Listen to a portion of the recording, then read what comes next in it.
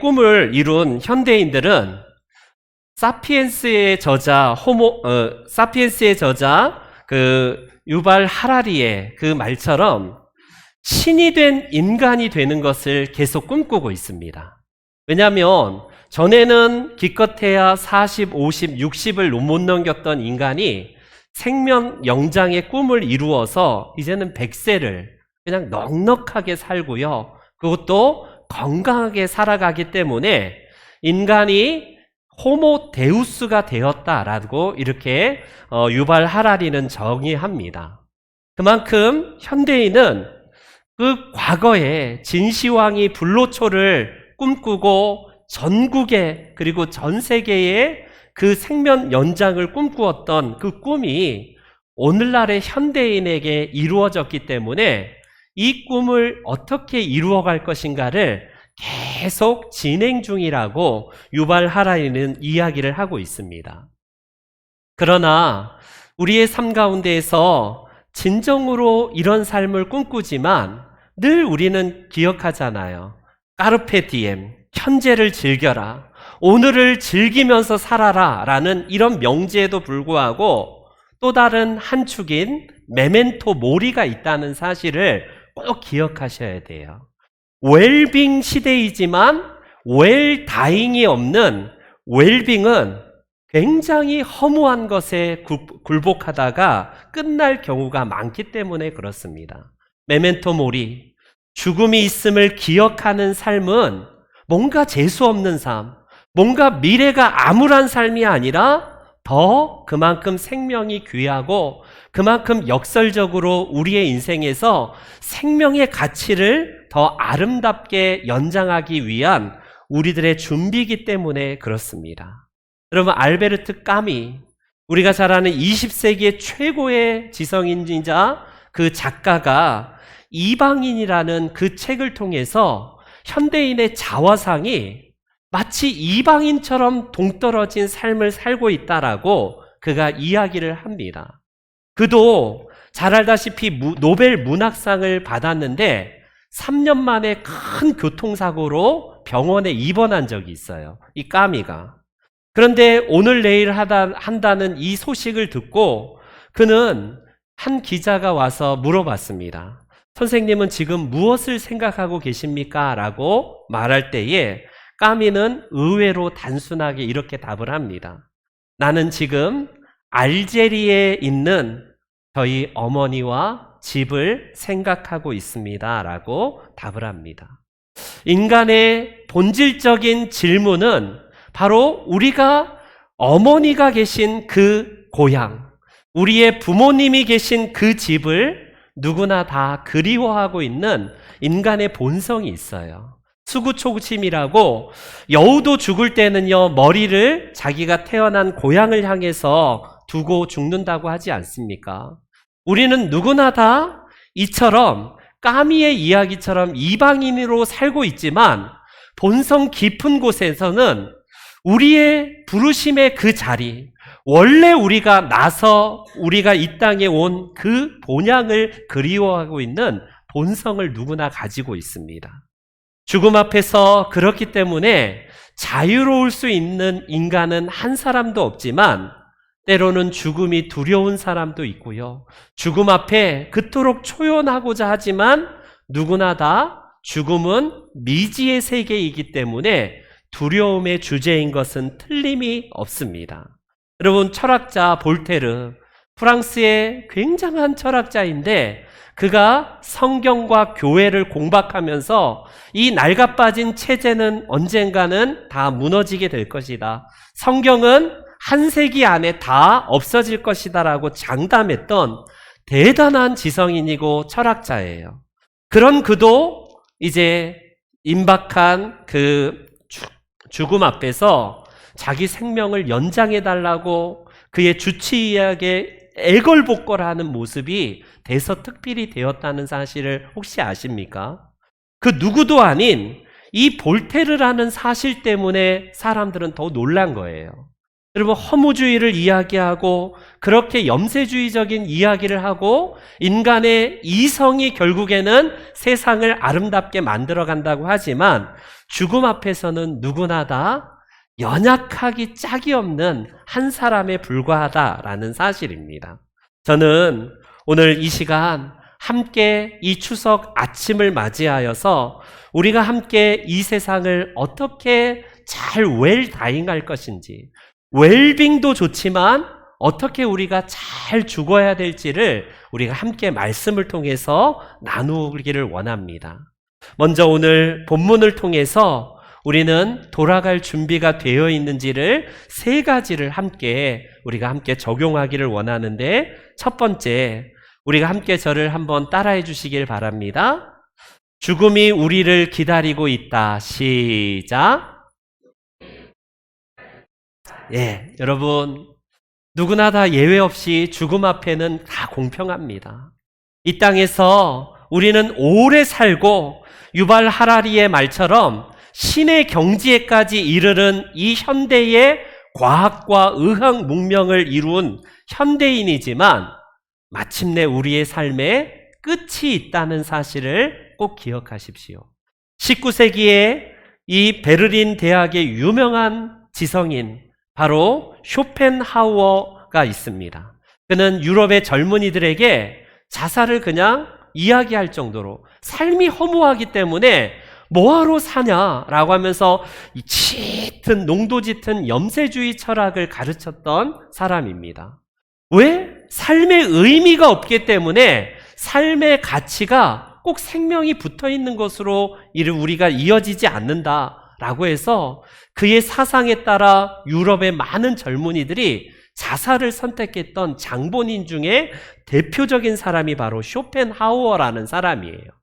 그런 그가 어느 날 공원 벤치에서 갈 곳을 잃고 밤이 깊어가는 데에도 누워 있는데 공원 관리인이 순찰을 돌다가 웬 노인이 소파에 누워 있으니까 프레쉬로 비치면서 지금 여기서 뭐 하고 있습니까? 당신 집이 어딘데 왜 지금 집에 안 가시고 여기 계십니까? 라고 이렇게 물어봅니다.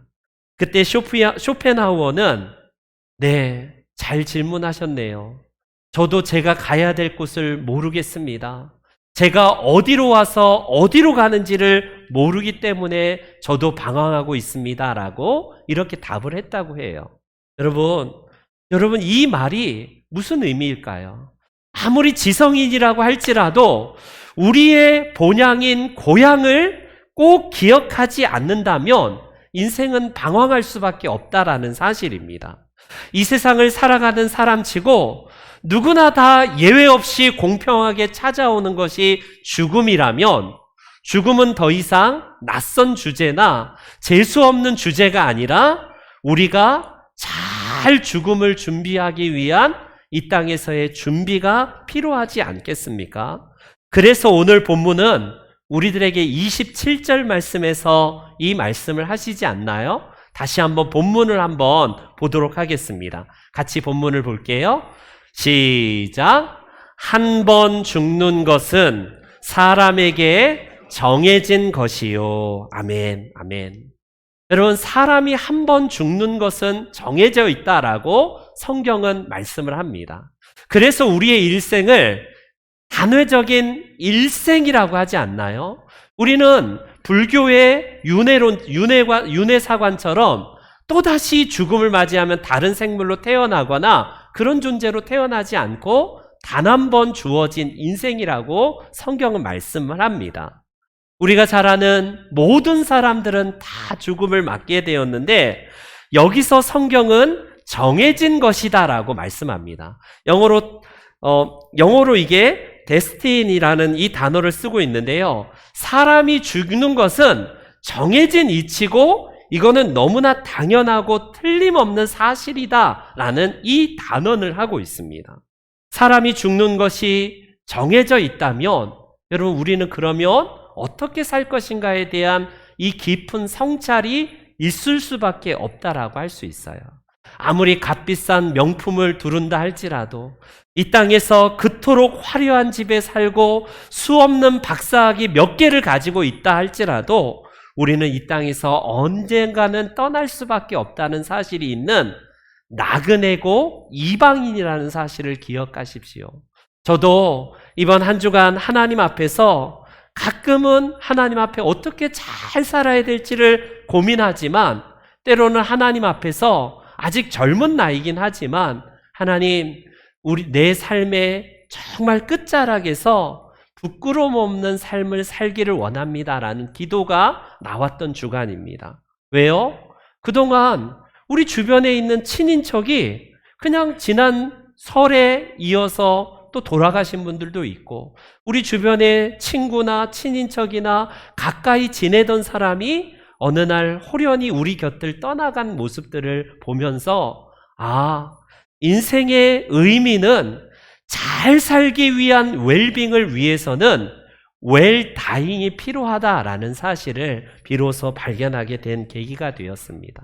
여러분, 그렇기 때문에 우리의 인생에서 정해진 죽음이라면 우리가 이 죽음이 반드시 누구에게나 있다는 사실을 기억하시기 바랍니다. 두 번째, 저를 다시 한번 따라해 주시겠어요? 죽음 이후에는 심판이 기다리고 있다. 시작. 다시 한번 27절을 다 같이 다시 한번 봉독합니다. 시작. 한번 죽는 것은 사람에게 정해진 것이요, 그 후에는 심판이 있으리니. 아멘. 여러분, 그 후에는 뭐예요? 죽음이 정해졌고 그 죽음 이후에는 바로 심판이 있다라는 죽은 후에라는 뜻입니다. 여러분, 이 심판이라는 단어를 생각하면 우리는 지금 한창 아시안 게임을 하기 때문에 심판, 레프리가 이렇게 심판을 보면서 그런 어떤 심판을 생각하지 않습니까? 그러나 그 심판이 아니라 여기서 나오는 이 심판은 바로 저지먼트, 하나님 앞에서 바로 이 재판장 앞에서 재판을 받는 그 심판을 의미합니다. 요한계시록 20장 12절부터 13절에 보면요, 이런 말씀이 나옵니다. 네, 우리 요한계시록 20장 12절과 13절을 우리 한번 다시 다 같이 한번 봉독해 봅니다. 시작.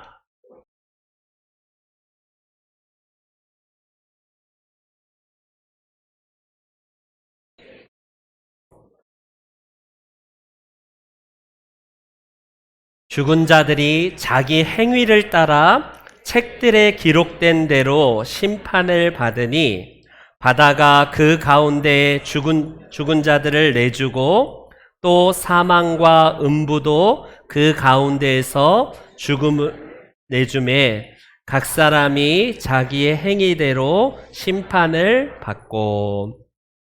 죽은 자들이 심판을 받고, 죽은 자들이 심판을 받고라는 이 말씀이 연거푸 계속 반복이 되고 있습니다.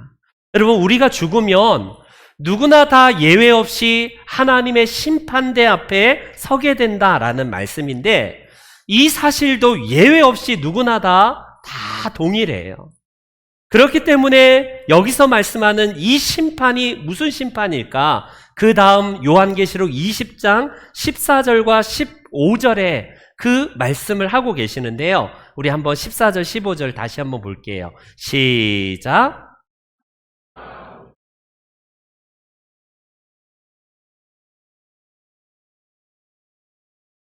누구든지 생명책에 기록되지 못한 자는 불못에 던져지더라. 아멘, 아멘.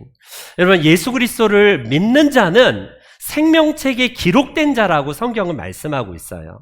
예수님을 단순하게 믿는 것, 그게 우리의 삶 가운데에 우리의 삶의 심판의 이 유무를 결정하는 중요한 가름대라고 성경은 말씀합니다. 아니, 예수가 뭐라고? 도대체 예수님 그분을 믿는 게 내 인생의 운명을 바꿔놓을 만큼 지대한 영향을 끼친다고? 맞습니다. 여러분, 이 단순한 사실이 우리가 지옥의 불못인 이 지옥의 불못에 떨어지지 않도록 하는 유일한 방법이라고 성경은 이야기를 해요. 그러나 반면에 이 예수 그리스도를 이 땅에서 믿지 아니하는 자는 누구나 다 생명책에 기록되지 않고 결국 생명책에 기록되지 않는 자는 불못에 떨어지더라 라고 성경은 단언을 하고 있습니다. 이 아름다운 하나님 나라가 계신 곳이 천국이에요. 왜 천국이 좋은 곳이냐면 그곳에 무슨 황금길이 있고 그곳에 아름다운 실과가 열리고 우리가 뭔가 금은보화가 가득해서 그 땅이 아름다운 천국입니까? 천국이 좋은 곳은 그곳이 바로 하나님이 계시기 때문에 그러해요. 그러나 바로 생명책에 기록되지 못한 자, 즉 지옥은 어떤 곳이냐면 그곳에 끊임없는 고통이 있고 끊임없는 어둠이 있고 아픔이 있어서가 아니라 그곳이 하나님이 계시지 않기 때문에 그곳이 불행한 곳이라고 성경은 말씀합니다. 그렇기 때문에 오늘 우리들은요, 누구나 다 예외 없이 심판대 앞에 서는데 첫 번째 그 심판대가 어떤 심판이냐면 바로 구원을 결정하고 결정하지 않는 이 부분입니다.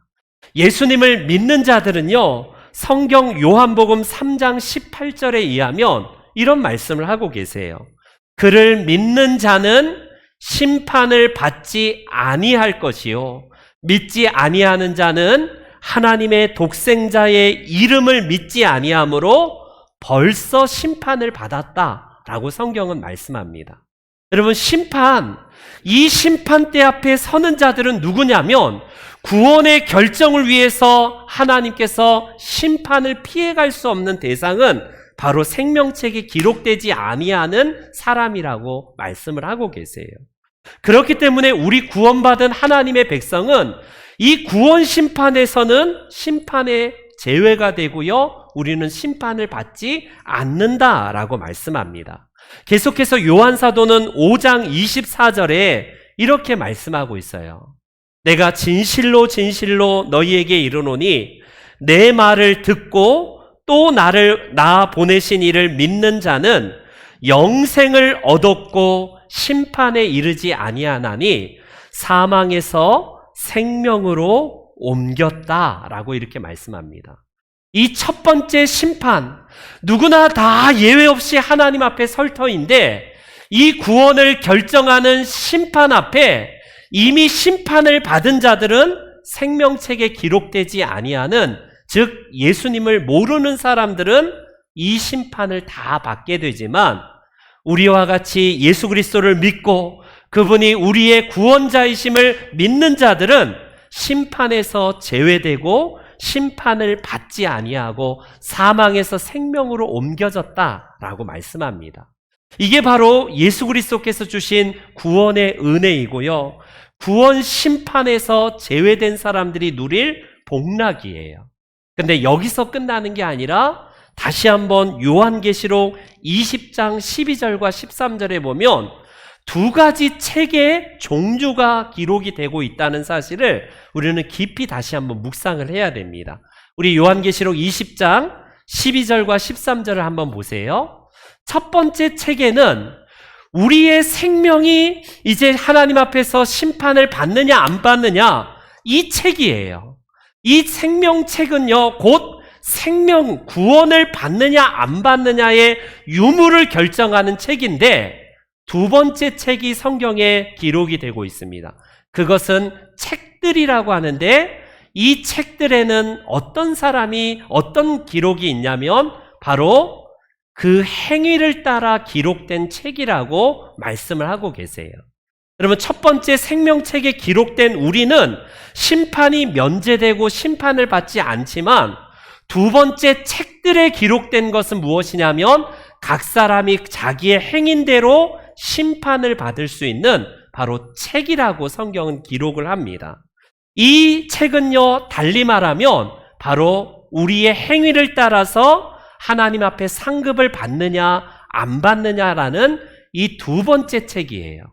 우리는 누구나 다 구원을 받는, 구원에서 예외 없이 우리가 예수 그리스도를 믿으면 심판받지는 않지만 두 번째 책에 기록된 바로 우리의 행위를 따라 하나님께서 주실 상급이 기록된 책이 있다라고 성경은 말씀을 하고 있습니다. 이것을 즉 우리의 행위에 따라서 우리의 상급이 결정이 되고 하나님께서는 우리가 이 땅에서 어떻게 살았느냐에 따라서 하늘 상급을 예비하여 주신다라는 표현이에요. 여러분, 우리 비행기를 타면 우리가 잘 아는 블랙박스라는 조그마한 기록 상자가 있습니다. 여기에는 출발 때부터 도착 때까지 모든 관제탑과 교신 내용과 혹시 사고 날 때에 그것이 다 기록이 되어서 어지간한 환경에서도 견딜 수 있는 손상되지 않는 블랙박스가 있습니다.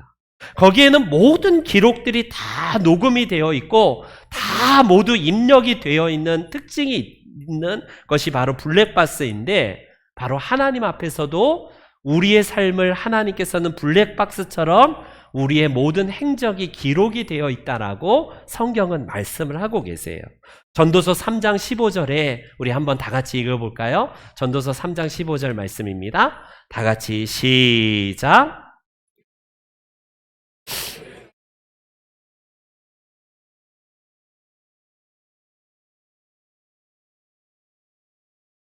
아멘. 하나님께서는요, 이미 있던 것, 그 옛적에도 있었고 장래에도 있었고 이 모든 것들을 다시 찾으신다라고 하면서 우리의 모든 행실과 행위와 행적을요 계산하시는 하나님이시라고 말씀을 합니다. 성경에서는 우리가 우리가 믿음으로 구원을 받았다라고 말씀을 하시지만 구원받은 이후에 행위로 말미암아 우리의 삶에 카운트하신다. 우리 하나님께서 우리에게 계산을 하신다라는 말씀이 종종 기록이 되고 있습니다. 여러분, 여기서 심판이라는 단어가 굉장히 어감이 안 좋지만 누구나 다 예외 없이 하나님 앞에서 그 행한 대로 하나님은 심판을 하시겠다라고 말씀하신다면 예수 믿고 우리의 생명책이 기록되고 구원받은 것으로 끝나면 안 돼요. 이미 여러분들이 구원의 확신이 있고 예수 그리스도로 인하여서 생명을 누린 자는 그러면 어떻게 살 것인가의 현재적인 구원과 이제 이루어가야 될 미래적인 구원이 남아있다는 사실을 기억하십시오. 우리가 안타까운 것은 무엇이냐면 예수 믿으면 구원이야 마치 도구마처럼 입력시켜서 구원받은 것으로 끝나는 경우가 많아요. 그러나 성경은 구원이 과거에 끝난 것이 아니라 현재 이루어가야 될 구원과 미래에 이제 우리가 얻을 구원, 바로 우리의 신앙의 성숙과 성화의 과정이 남아있다라는 사실을 성경은 말씀하고 계세요. 그렇기 때문에 구원받은 것으로 끝나는 게 아니라 이 땅에서 우리가 어떻게 살았느냐에 따라 그 행적에 따라 책들에 기록된 대로 우리의 상급을 하나님께서 준비하고 계신다라는 사실입니다. 여러분, 우리는 죽음 이후에 누구나 다 예외 없이 심판을 받습니다. 상급 심판이에요. 이 상급이 하나님께서 우리에게 이 땅에서 행한 그대로 우리에게 보응하시고 그 상을 예비하시는 분이 우리 하나님이시라는 사실이 오늘 본문의 기록입니다. 그렇기 때문에 우리는 어떻게 이제 마지막 세 번째, 우리의 삶에서 웰다잉을 잘 준비할 것인가? 저를 따라해 주시기 바랍니다. 우리에게 주어진 삶에 최선을 다하기. 시작. 아멘, 아멘. 여러분, 어떤 이는 예수 그리스도를 믿는 것을 피한적인, 도피적인 신앙생활을 하는 경우도 있어요. 이 세상은 더러운 곳이니까 우리는 이제 무조건 기도원에 가서 들어가서 흰 옷 입고 박수 치면서 하나님 나라를 준비하자. 이런 극단적인 종말론주의자처럼 살아가는 경우가 있습니다. 여러분, 우리가 극단적인 종말론주의자들은요, 내세 신앙적인 의미를, 가치를 두기 때문에 이 세상의 의미가 없다라고 말씀을 하고 있어요. 여러분, 안타깝지만 여러분, 이게 바로 얼마나 안타까운 모습입니까? 그러나 또 한편의 극단이 뭐냐면 구원은 얻었고 우리가 예수님을 믿으면 심판이 면제된 다음에 야호! 그러니 이제는 내 세상이다. 마음대로 먹고 살고 마음대로 이 땅에서 우리가 즐기자. 거기에만 머무르다 보니까 어때요? 하나님의 말씀의 의미를 놓치는 안타까운 경향이 있습니다. 에베소서 5장 15절과 16절에 이 말씀을 우리에게 주시는데, 그런즉 너희가 어떻게 행할지를 자세히 주의하래요. 여러분, 구원 받았다면 그것으로 끝났다라고 생각하는데, 어떻게 우리가 행함으로 하나님 나라를 향해서 달려가야 될지를 늘 분별하고 생각하고 주의하고 염두하라고 성경은 말씀하고 있어요. 그래서 지혜 없는 자같이 하지 말고 오직 지혜 있는 자같이 하여 세월을 아끼는 지혜를 배우라고 말씀합니다.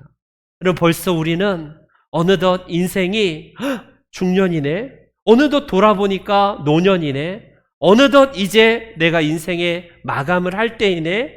우리는요, 생각하지도 못한 때에 시간이 화살처럼 너무 빠르게 지나가는 우리들 아니겠습니까? 그래서 성경은 우리에게 주어진 삶에서요, 의미 있는 것은 현재 우리가 어떻게 하나님 나라를 향해서 달려가고 있는지를 늘 자세히 주의하라고 성경은 말씀하고 있어요. 말세에 살아가는 참된 지혜를 배우기 위해서 여러분, 우리의 신앙의 선배들은 어떻게 살았는지요? 특별히 예수님께서 말세를 살아가는 지혜를 이렇게 마태복음 24장에서 말씀을 하거든요. 마태복음 24장을 한번 봅니다. 그때에 두 사람이 밭에 있음에 한 사람은 데려가고 한 사람은 버려둠을 당할 것이고, 두 여자가 맷돌질을 하고 있는데 한 여자는 데려가고 한 여자는 그냥 내버려 둔대요. 이게 무슨 말씀일까요? 우리 주님이 오실 때에 우리의 삶의 현장에서 하나님은 우리를 휴거를 통해서 우리의 생명을 다루신다는 말씀 아닙니까? 우리가 주님 오신 그날까지요, 도피적인 신앙생활이거나 아니면 그냥 방만한 신앙생활이 아니라 현재 주어진 삶의 그 자리에서 주님을 맡게 된다는 말씀이에요. 그렇기 때문에 내게 주어진 이 소중한 삶이 하나님 앞에서 하자가 없다면요, 최선을 다하셔야 돼요. 남을 등쳐먹고 그냥 나쁜 일이 아니라면요, 내게 주어진 직분이 그 무엇이라 할지라도 하나님은요, 현재의 충실한 삶으로 살아가라고 말씀합니다. 이단은 뭐하러 주님 오시는데 공부해? 공부하지 마. 뭐하러 직장 다녀? 다 교회에다 돈 갖다 바치고 다 그냥 세상을 다 포기하고 전도하러 다녀. 그래야지 너희들 그래야지만이 구원받아. 이렇게 이야기를 합니다. 여러분, 성경은 우리들에게 이 지금 현재 주어진 직무에 얼마나 신실하게 하나님과 동행하는지 그걸 보고 있어요.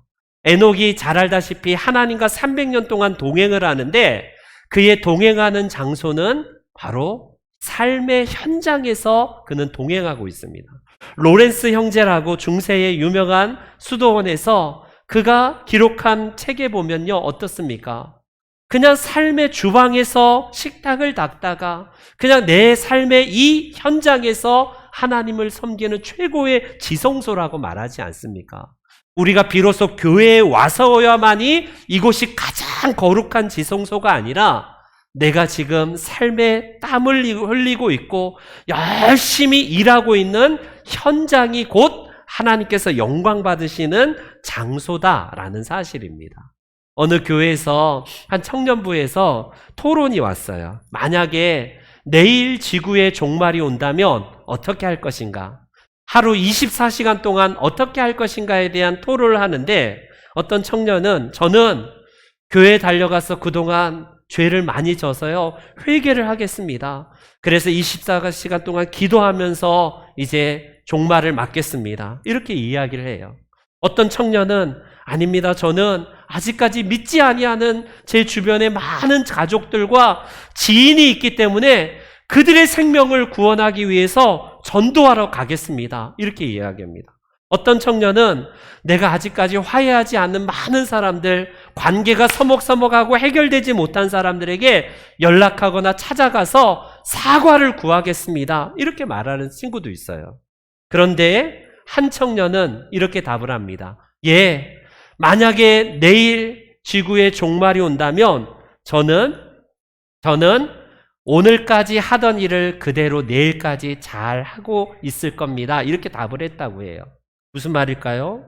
여러분, 지금 하고 있는 일이 의미가 없는 일이 아니라 하나님께서는 지금 하고 있는 일을 통해서 하나님 나라를 준비하는 그 준비가 중요하다는 사실이에요. 우리는요, 이 땅에서 예배드리는 가장 아름다운 장소에 왔지만 예배도 중요하지만 우리의 삶 가운데에서 하나님을 어떻게 섬기는가, 평상시 삶이 중요하다는 사실이에요. 가인과 아벨, 지난주에 말씀드렸지만 여러분, 가인과 아벨의 예배는 삶의 예배였어요. 뭔가 대단한 게 아니라 삶에서 하나님과 어떻게 동행하고 내게 주어진 직분과 직무를 어떻게 감당하는지, 내일 지구의 종말이 올지라도 나는 여전히 사과나무를 심겠다는 스피노자의 말처럼 우리는요, 지금 자기의 위치에서 현재 주어진 일들을 잘 감당하는 것, 그게 우리가 마지막 웰다잉을 준비하는 삶의 굉장히 중요한 삶의 모습이라고 할 수 있습니다. 이제 말씀의 결론을 맺을게요. 여러분, 우리에게 있어서 이 추석은 다시 한번 우리 고향과 특별히 부모님과 특별히 엄마의 품을 그리워하는 그런 하나님께서 주신 기회가 아닐까 싶어요. 저도 오랜만에 부모님을 만나 뵙고 그곳에서 음식도 먹으면서 또 가정 예배도 드리면서 그렇게 보내고 왔는데, 언젠간 저는 모든 삶을 마감하고 우리 인생도 하나님 본향을 향해서 갈 때가 있을 거예요. 비록 이 땅에 험난한 그 시간들을 다 헤쳐가면서 부산 저 광주 어마어마하게 많은 시간이 걸려서 다녀오셨잖아요. 그처럼 우리의 신앙은 하나님 나라를 향해 달려갈 때에 비록 힘들지만 마지막 그 순간 하나님 나라의 설날이 반드시 있습니다.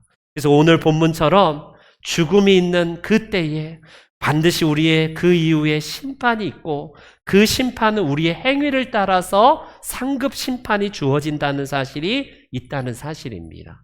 우리의 마지막 순간에 하나님 앞에 여러분 어떻게 설 것입니까? 우리는 이제 1500년도에 1800년도에 한 청년 목사님이 계세요.